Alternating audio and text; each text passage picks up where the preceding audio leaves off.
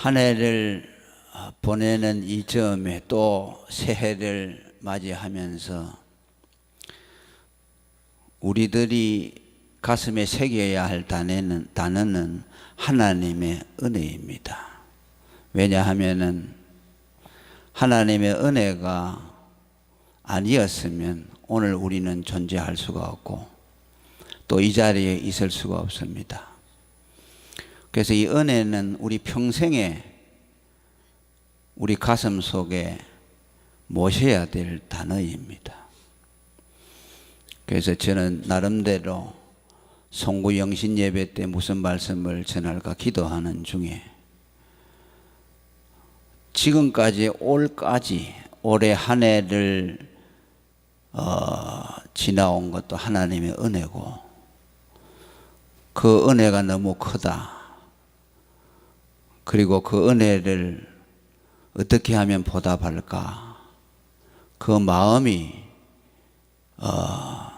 제 마음을 사로잡았습니다. 그리고 19년도 출발하는 새해도 어떤 마음으로 출발할까? 지금까지 은혜를 베풀어 주신 주님께서 새해도 여전히 우리에게 은혜를 베풀어 주실 것이고 그 은혜가 우리를 붙들어서 살게 하실 것이다 하는 그 믿음이 마음속에 떠올랐습니다. 그래서 오늘 이 본문을 가지고 말씀을 여러분들에게 청구하려고 합니다.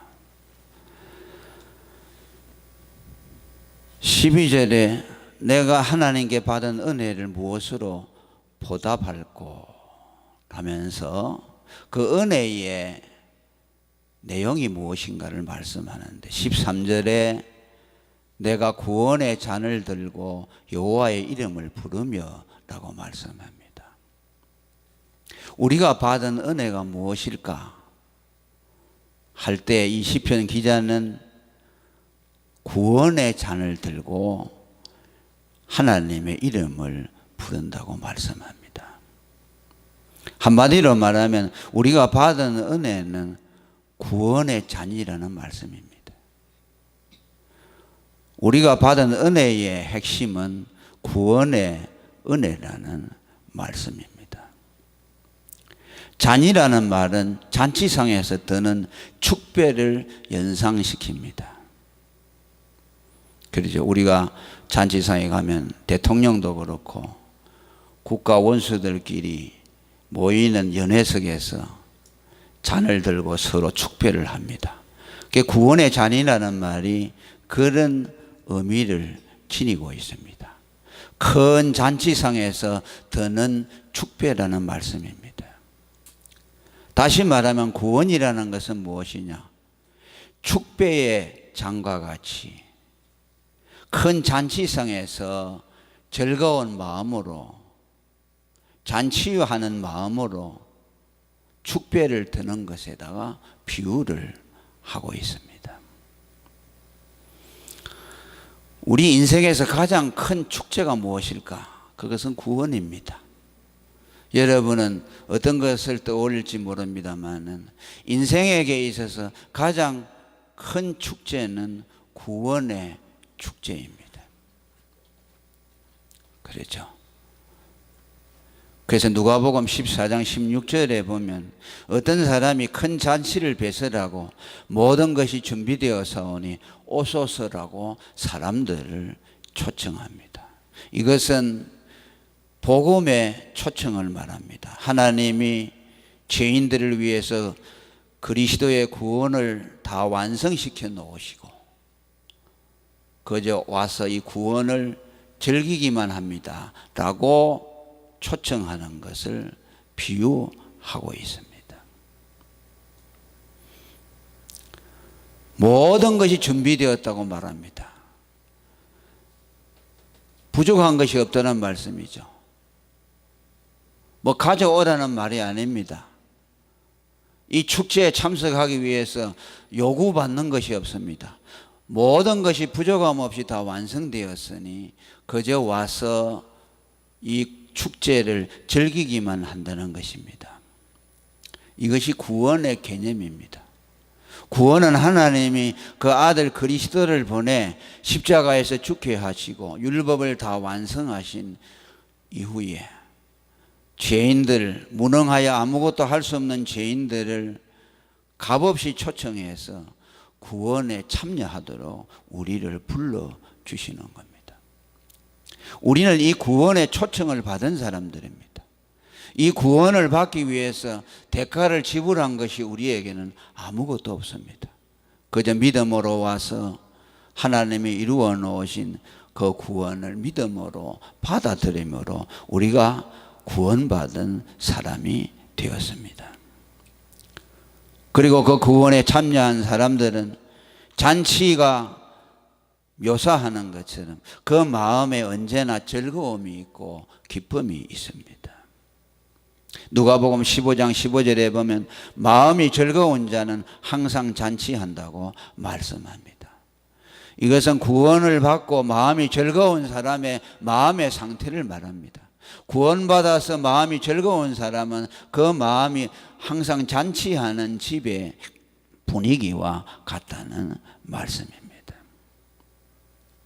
저와 여러분에게 이런 복을 주셨습니다. 그렇죠? 예수 믿으니까 즐겁습니다. 다른 이유가 없어요. 믿고 말할 수 없는 영광스러운 즐거움으로 즐거워한다고 베드로전서 1장에 말씀하고 있습니다. 구원의 기쁨이라고 말합니다. 우리의 기쁨의 핵심은 구원입니다. 구원의 기쁨을 잃어버리면 우리는 기쁨의 근거를 찾을 수가 없습니다.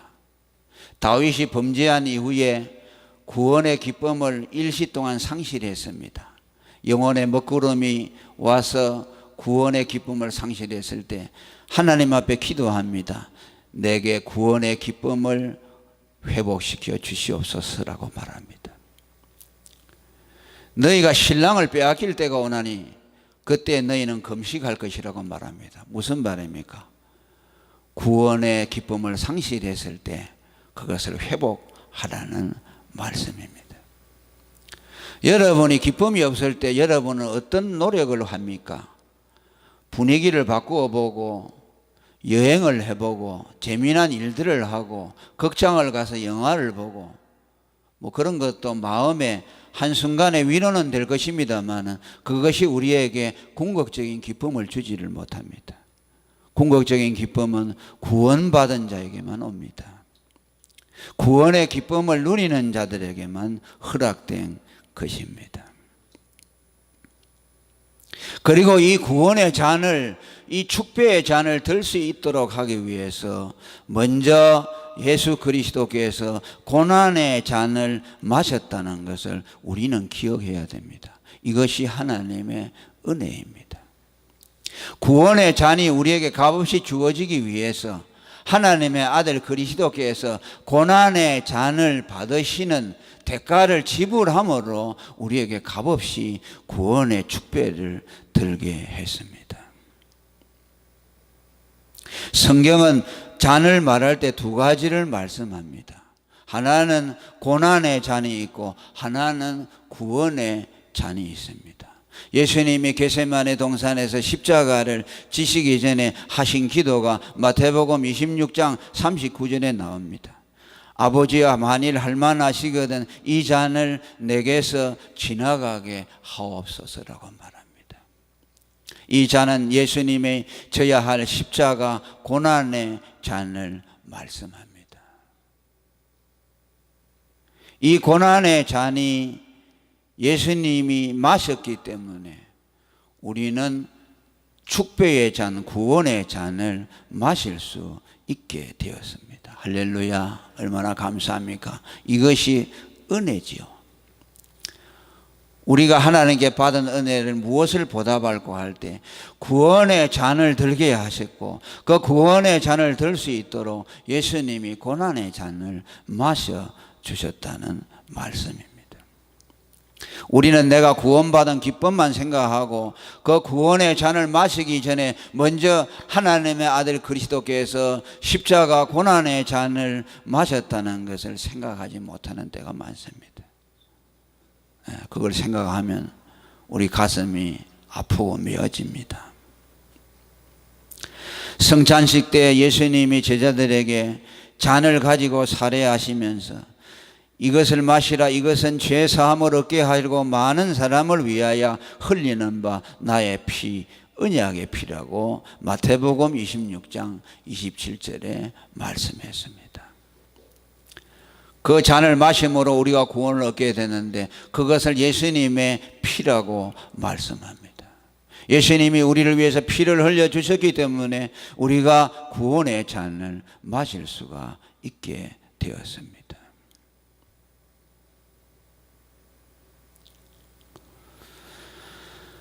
예수님이 우리 대신 십자가에서 피를 흘리시고 죄값을 지불했기 때문에 우리는 죄값을 지불하지 않아도 됩니다. 여러분이 대가를 지불하려고 해서는 안 됩니다. 그것은 예수님의 피를 헛되게 만드는 겁니다. 그래서 여러분은 십자가를 바라볼 때마다 내가 죽어야 할 자리에 예수님이 대신 죽었다는 것을 보아야 합니다. 거기다가 보태려고 하지 말고 내가 죽어야 할 자리에 예수님이 십자가에서 죽으셨다. 예수님의 죽음은 나의 죽음이라고 인정을 해야 합니다. 그것이 믿음입니다. 바울 사도가 예수님의 죽음과 자기의 죽음을 동일시하는 내용들이 성경에 많이 나옵니다. 왜 그렇습니까? 예수님의 죽음이 자기 죄값을 대신 지불한 죽음이었기 때문에 예수님의 죽음을 바라볼 때마다 자기의 죽음이라고 생각했습니다. 로마서 6장 6절에도 우리 옛사람이 예수와 함께 십자가에 못 박혔다고 말합니다. 우리는 우리는 십자가에 못 박힌 일이 없습니다. 그런데 왜 예수님과 함께 십자가에 못 박혔다고 합니까? 그분이 죽을 때 나도 같이 죽은 것입니다. 그분이 죄값을 지불할 때 내가 지불한 것으로 인정을 받는다는 말씀입니다. 갈라디아 2장 20절에도 내가 그리스도와 함께 십자가에 못 박혔다고 말씀합니다. 무슨 말입니까? 바울은 그리스도의 십자가의 죽음을 자기의 죽음과 동일시했다는 말씀입니다. 이것이 믿음입니다. 믿음은 무엇이냐? 내가 죽어야 될 자리에 예수님이 대신 죽으신 것을 받아들이는 겁니다. 예수님의 죽음을 나의 죽음으로 받아들이는 것입니다. 우리가 성찬식에서 포도주를 마시는 것은 그 예수님의 피를 마시는 거죠. 예수님의 죽음을 나의 죽음으로 받아들입니다. 예수님이 내 대신 죄값을 치르신 것을 내가 치른 것으로 받아들입니다 라고 고백하는 것이 포도주 잔을 마시는 것입니다. 이것이 우리가 받은 하나님의 은혜입니다. 그리고 뭐라고 말합니까? 구원의 잔을 들고 여호와의 이름을 부른다고 말씀합니다. 구원과 하나님의 이름을 연결 지우고 있습니다. 무슨 말입니까? 구원이 하나님의 이름에 있게 했다는 말씀입니다. 구원의 잔을 들면서 우리는 무엇을 기억합니까? 예수님의 죽음을 기억하고 그분의 이름을 기억합니다. 포도주 잔을 마시면서 예수님의 이름을 생각해야 되죠. 예수님은 죽으면서 피를 흘리시면서 그의 이름에다가 당신의 공로를 담아 넣으셨습니다. 그래서 구원의 잔을 마시려고 하는 자는 예수 그리스도의 이름을 신뢰하는 사람이 되어야 됩니다. 그래서 나를 믿는 자, 예수를 믿는 자, 하나님의 아들의 이름을 믿는 자라고 말씀했죠. 같은 뜻이죠. 사도행전 4장 12절에 다른 이로서는 구원을 얻을 수 없나니 천하 인간의 구원을 얻을 만한 다른 이름을 우리에게 주신 일이 없다고 말합니다. 예수님이 죽으시고 우리의 구원을 다 완성하신 이후에 그분의 이름을 우리에게 남겨주고 갔습니다. 이제 너희가 내 이름을 부르기만 하면 너희가 구원을 얻을 것이다. 구원의 잔을 들면서 하나님의 이름을 부른다. 로마서 10장 13절에 누구든지 주의 이름을 부르는 자는 구원을 얻으리라. 왜 주의 이름을 부르면 구원을 얻느냐? 그 구원에다가 하나님이 그리스도의 대속의 공로를 담아 놓았기 때문입니다. 사도행전 10장 43절에도 저를 믿는 사람들이 다 그 이름을 힘입어 죄 사함을 받는다고 말씀하고 있습니다. 또 하나의 뜻이 있습니다. 그것이 무엇인가 하니까 예수 그리스도의 이름을 높이시려고 하는 하나님의 경륜이 담겨져 있습니다. 너희가 구원을 얻으려면, 구원의 잔을 마시려고 하면 반드시 예수 이름을 의지해야 한다. 그분의 이름을 불러야만 구원의 잔에 참여할 수 있다는 말씀이죠. 그러니까 구원을 받으려면 어떻게 해야 됩니까? 예수를 의지하고 예수의 이름을 믿어야 되죠. 그러니까 구원을 한 사람이 받으면 예수 이름이 그 사람에게서 높여지는 것이죠. 우리는 기도할 때마다 예수 이름을 부르죠. 예수님의 이름으로 기도합니다. 왜 그러냐? 하나님이 그 아들 예수의 이름을 우리에게서 높여지도록 했습니다. 빌립보서 2장 9절에 하나님이 그를 지극히 높여 모든 이름 위에 뛰어난 이름을 주사. 할렐루야. 하늘에 있는 자들과 땅에 있는 자들과 땅 아래 있는 모든 자들로 예수의 이름 앞에 무릎을 꿇게 했다. 우리가 구원 얻으려면 반드시 예수 이름 앞에 가야 되죠. 그 이름 앞에 머리를 조아리면서 예수님 나를 구원해 주세요 그러잖아요. 그러니까 뭡니까? 구원 받으려면 무조건 예수 이름 앞에 복종해야 되니까 예수의 이름이 높여지는 거죠. 그래서 구원의 잔을 들면서 예수의 이름을 부르게 하셨구나. 하나님이 왜 우리를 구원해 주시냐 합니까? 그분의 이름이 높임을 받도록 하기 위해서요. 시편 79편 9절에도 우리 구원의 하나님이여 주의 이름의 영광을 위하여 우리를 도우시며 주의 이름을 위하여 우리를 건지시며 우리 죄를 사하소서. 구원하시기 전에 그 앞에 하나님의 이름이 먼저 나옵니다. 왜 우리를 구원해 줍니까? 당신의 이름이 영광스럽게 되기 위해서입니다. 그래서 우리는 예수 자꾸 이름을 부르죠. 여러분이 예수 이름을 한번 부를 때마다 하나님의 영광을 받으십니다. 할렐루야. 예수 이름을 자꾸 부르시기 바랍니다. 아멘. 구원의 잔을 들고 예수 이름, 예수가 나를 구원하신다. 예수 이름이 나를 능히 구원하신다.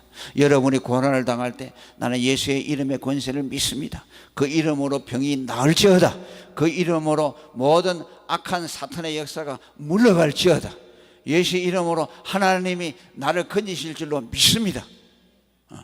자꾸 예수 이름을 부르고 그 이름을 의지해야 됩니다. 그러면 하나님이 영광을 받아 주시는 겁니다. 그 다음에 마지막으로 은혜를 보답하는 길을 또 한 가지 마지막으로 말씀하는데 그것이 무엇입니까? 그것이 서원을 행하는 것이라고 말씀합니다. 자, 우리가 그 성경 한번 읽어봅니다. 시작.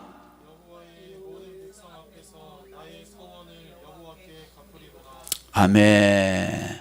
내가 받은 은혜를 무엇으로 보답할까 할 때 그 보답하는 방식입니까? 내가 하나님 앞에 서원을 행하겠습니다 라는 뜻입니다. 근데 여러분들이 이 말씀을 들으면 서원하면은 여러분이 좀 심각해질 수가 있습니다. 그러나 이 서원이라는 말씀은요 두 가지가 있습니다. 하나는요 개개인이 하나님 앞에 자기가 특별한 사정이 있어서 하나님 앞에 서원하는 경우가 있죠. 그 야곱이 서원한 내용이 나옵니다.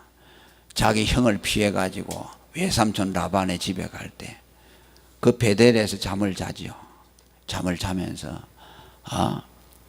그가 하나님 앞에 서원합니다. 형이 자기를 잡아 죽이려고 하고 또 외삼촌 집에 가는데 자기 장래가 어떻게 될지 불안합니다. 그래서 거기 하나님 앞에 기도를 합니다. 하나님, 내가 외삼촌 집에 무사히 도착해서 거기서 지내다가 나는 앞으로 다시 우리 고향으로 돌아올 텐데 거기서 잘 지내다가 돌아오도록 하나님이 해주시면은 내가 하나님 앞에 약속하겠습니다. 성전을 짓고 10의 1조를 하나님 앞에 드리겠습니다 라고 말합니다. 서원이죠. 또 성경 다른 곳에 보면 서원에 대한 말씀이 많이 나옵니다. 그것은 뭡니까? 개인이 개인적으로 하는 서원이죠. 어떤 사람이 몸이 많이 아파가지고 하나님 내 병을 낫게 해주시면 제가 이렇게 하겠습니다. 그게 서원이죠. 저도 어려움을 당할 때 서원 기도를 들어 했습니다. 인간의 힘으로 도무지 않는데 제가 이렇게 하겠습니다. 하나님이 해결해 주세요. 그렇게 해서 하나님 앞에 응답을 제가 받기도 했습니다.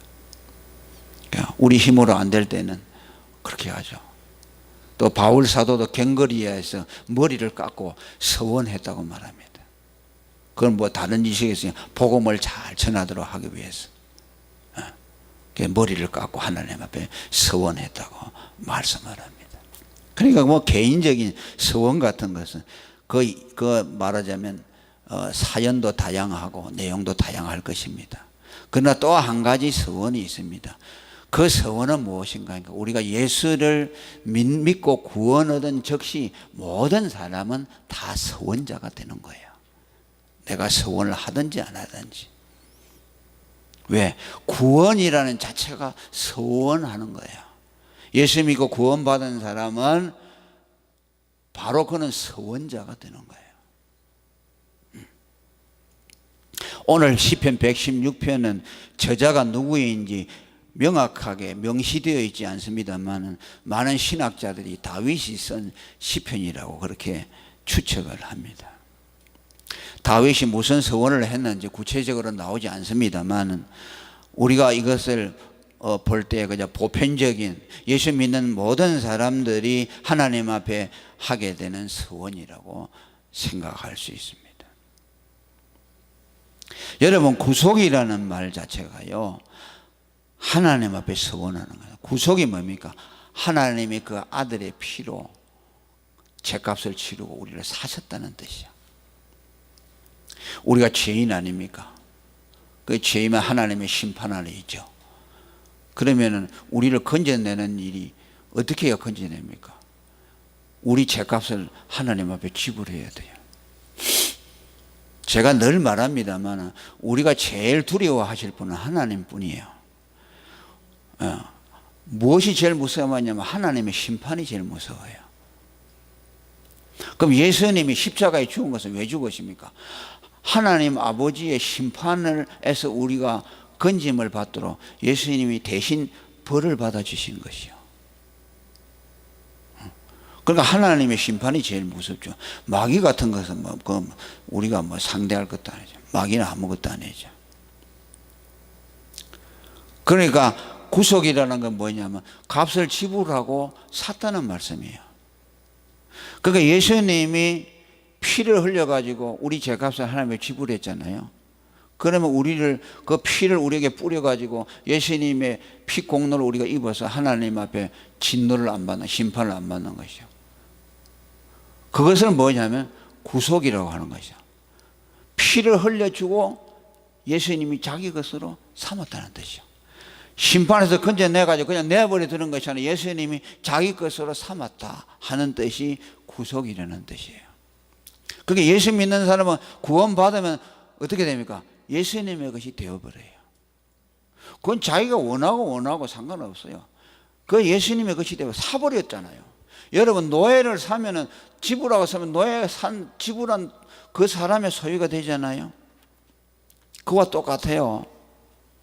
그러면 우리는 예수를 믿으면 예수님의 피값이 내게 피가 뿌려져서 내가 주님의 것이 되거든요. 그러면 예수님의 것이 되는 거예요, 우리가. 그러면 예수 딱 믿고 구원받으면 그때 우리는 뭐라고 합니까? 이제 나는 예수님의 것입니다. 예수님의 소유로 살겠습니다. 라는 서원이 자동적으로 이루어지는 것이죠. 왜? 너는 내 것이라고 했기 때문에. 이사야에도 그렇죠. 이사야 43장에 그러죠. 야곱아 이스라엘 너는 내 것이라 했거든요. 내가 너를 구속하였다 그랬죠. 뭐요? 값으로 사서 내 것으로 만들었다는 것이죠. 그 구속받았다는 뜻이 하나님의 것이다. 그러니까 하나님의 것으로 나는 나를 인정해 드립니다. 하나님의 것으로 살겠습니다. 라는 서원이 구속받은 즉시 그 서원이 내게서 이루어지는 것이죠. 그럼 뭐예요? 그게 서원이죠.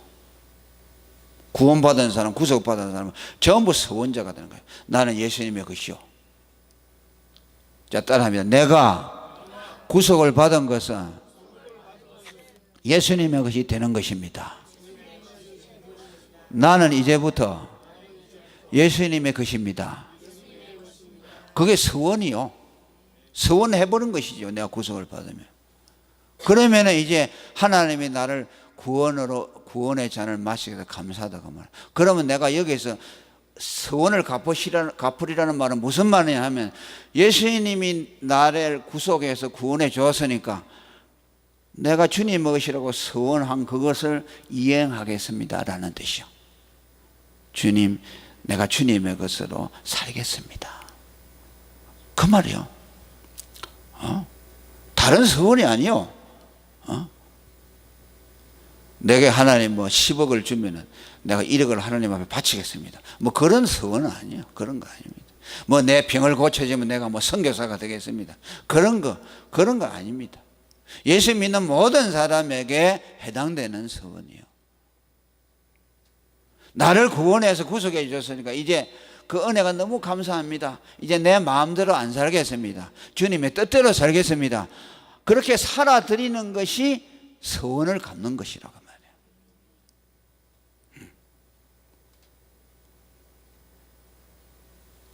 이거는 여러분 취사 선택을 할 수 있는 것이 아니고 구속받은 모든 사람은 다 그렇게 살아야 돼요. 그러면서 말합니까? 너희는 값으로 사신 것이니 사람들의 종이 되지 말라. 고린도전서 7장 23절 말이죠. 너희가 값으로 산 것, 주님의 것이다라고 너가 서원했잖아. 그럼 너희는 사람의 종이 되면 안 된다. 예수님이 종만 되라. 여기 사람의 종은 뭘 말합니까? 이 사람은 어떤 사람을 말할까? 우리 자신이요. 지금 누가 우리를 구속합니까? 안 그러잖아요. 우리를 누가 종 삼습니까? 종 안 삼죠. 제일 종을 삼는 것이면 내가 나의 종이 되는 것이요. 그러니까 사람들의 종이 되지 말라는 것은 네 종이 되지 말라는 맛이에요. 여러분들이 누구에게 종된 건 없잖아요. 여러분들이 누가 시킨다고 해서 시키고 그 사람에게 벌벌 떨고 하는 사람 없잖아요. 그런데 가장 벌벌 떠는 사람은 여러분 자신이라고 말해요. 여러분 자신이 여러분 자신의 주인이 되어 있어요. 그게 종이 된 것이요. 제일 무서운 종이 뭐냐면 자아라는 종이에요. 자기 자신. 사람들의 종이 되라 말은 너 자신을 구원받은 너를 네 사람으로 만들지 마라. 그 말이에요. 왜 자기를 사랑하고 주님보다 자기를 더 사랑하고 그죠? 자긍하는 것. 디모데후서 3장 1절에 보면 교만하며 자기를 사랑하며 자긍하며. 그죠? 그 어떻게 보면 제일 무서운 것이 우리 자신이죠. 우리가 사람의 관계도 누가 무섭다, 누가 참 힘들다 그렇게 말하지만 사실은 제일 힘든 것이 내 자신이요. 내 자신이 극복되면요 다른 사람은 극복 문제가 안 돼요. 다른 사람이 왜 내게 힘들게 느껴지냐 하니까 자기 자신 때문에 힘드는 것이요. 자기 자신이 극복된 사람은 다른 사람이 그렇게 힘들지 않아요. 자기 자신이 자기를 꽉 얽매고 있고 자기 자아라는 것이 자기를 꽉 주장하고 있으니까 그것이 모든 것을 힘들게 만드는 것이다. 계시록 5장 9절에도 말합니다. 예수님이 당신의 피로 사서 하나님께 우리를 바쳤다고 말합니다. 할렐루야. 일찍 죽임을 당하사 각 족속과 방언과 백성과 나라 가운데서 사람들을 피로 사서 하나님께 드리시고, 우리가 예수님의 피로 구원받으면 하나님의 것으로 드려진 사람들이에요. 그래서 우리를 보고 말합니까? 너 하나님의 사람아, 그런 거예요. 그러니까 우리 예수 믿는 사람은 하나님의 소유가 됐어요. 평생 하나님의 소유로 살아드려야 돼. 그죠? 그것이 이제 구원받을 때 우리가 하나님의 것입니다 라고 인정해야 되는데, 그런데 그걸 내가 그대로 하겠습니다, 서원한 것을 그렇게 살겠습니다. 내 마음대로 살지 않고 하나님 뜻 우선적으로 살겠고 하나님이 원하시는 거기에 맞추어 살겠습니다. 그것이 뭐야? 서원을 갚는 길이요. 그게 본질적이죠.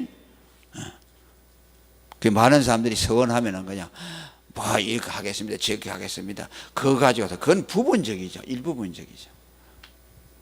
우리 자신을 하나님께 드려야 돼요. 그러니까 여러분 뭐 우리가 하나님 앞에 물질도 드리고 시간도 드리고 그러지만은 사실은 그건 아무것도 아니에요. 그건 부수적인 것이고 내 자신을 먼저 드려야 돼요. 그죠? 하나님 앞에 드려야 되죠. 내 자신을 드리려고 그러면 다른 거 드리기가 쉬워요. 그런데 내 자신을 안 드리고 다른 거 드리려고 하면 그게 힘들어요. 그냥 내 자신이 하나님의 것이다. 아이고 내가 예수님 덕분에 살았구나. 예수님이 나를 위해 죽어주지 않았다면 내가 지옥 갈 놈이고 내가 정말 소망이 없어서 살 건데 예수님이 내 피값으로 살려줬구나 생각하면, 그죠? 아이고 난 예수님 것이야. 죽어도 예수님을 위해 죽고 살아도 예수님을 위해 살아야겠다. 그렇게 생각하면 뭡니까? 다른 건 다 하찮게 여겨야 되지요. 그런데 그게 안 돼가지고 안 된 채 뭘 하나님 앞에 하려고 그러면 모든 것이 힘들어지는 거지. 그래 이제 이 2018년도를 보내고 또 새해를 맞이하면서 좀 이런 생각을 가지고 우리가 받은 은혜, 올해 이제 이미 지난해가 됐습니다만 지난해도 이 하나님의 은혜를 받았고 또 앞으로도 이 구원의 은혜로서 우리가 살 거 아닙니까? 그런데 그 은혜를 보답하는 남은 생애가 되면 좋겠어요. 아멘. 지금까지 못 살아왔다면 우리가 그 회개하고 하나님 새해에는 내가 구원받을 때 한 서원, 구속받을 때 너는 내 것이라고 나는 하나님의 것으로 소유가 되었습니다 라고 서원한 그 서원을 갚는 사람들이 되게 해주세요. 그걸 갖게 해주시고 예수님의 것으로 하나님의 소유로 살게 해주시옵소서. 자, 그것이 저와 여러분의 소원이 됐으면 감사하겠습니다. 할렐루야. 이제 한번 통성으로 기도하겠습니다. 하나님